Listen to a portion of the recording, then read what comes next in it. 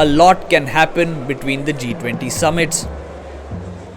This was last year when Canadian Prime Minister Justin Trudeau was in New Delhi.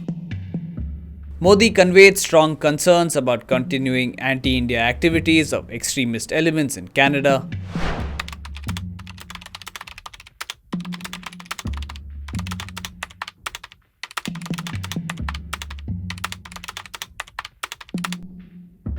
Canada did nothing.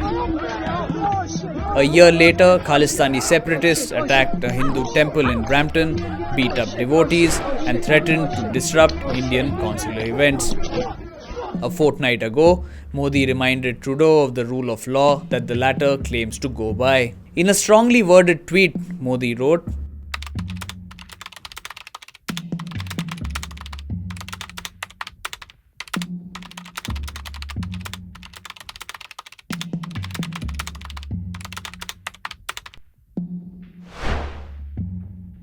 "A lot has happened in between.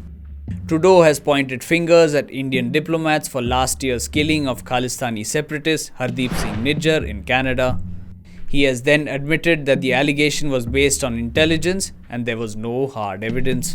India has rubbished the allegations, withdrawn some of its diplomats, and expelled some Canadian diplomats."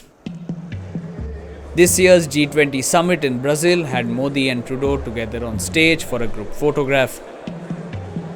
Biden was the man in between, but Modi made sure the cold vibes hit home.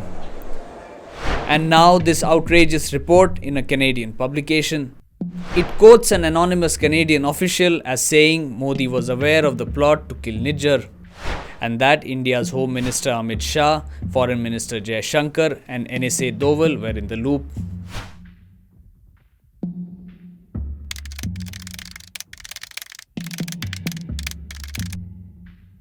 Canada's childish Prime Minister Justin Trudeau and his administration seem to be following the policy of scorched earth as far as their relationship with India is concerned, by planting unsubstantiated and absolute juvenile stories in the Canadian press about the plot to kill Hardeep Singh Nijjar, a known terrorist sympathizer who was killed in Canada last year.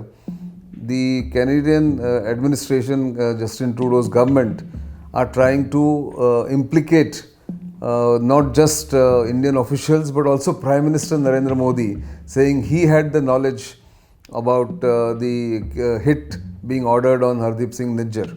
Now, India has of course dismissed the entire allegations put in a newspaper, Globe and Mail, I think, of Canada, as contemptuous or of worthy of contempt. But what Justin Trudeau is doing is completely unacceptable in international relations. And yet he is going ahead for his petty political gains, perhaps, in the upcoming elections in Canada, where the Khalistani supporters seem to be supporting one of his associate parties. And that is something which is now being laughed at by most of the world. And as diplomatic observers have pointed out, that the Prime Minister of Canada doesn't seem to realize what damage he is doing, not just to himself, his reputation, but also his country's standing in the world order.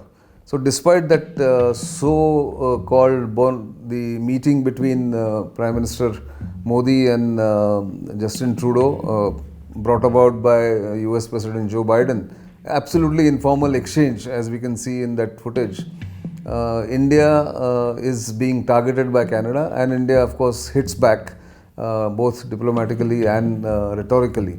But clearly the India-Canada ties are headed south and show no signs of stopping anytime soon.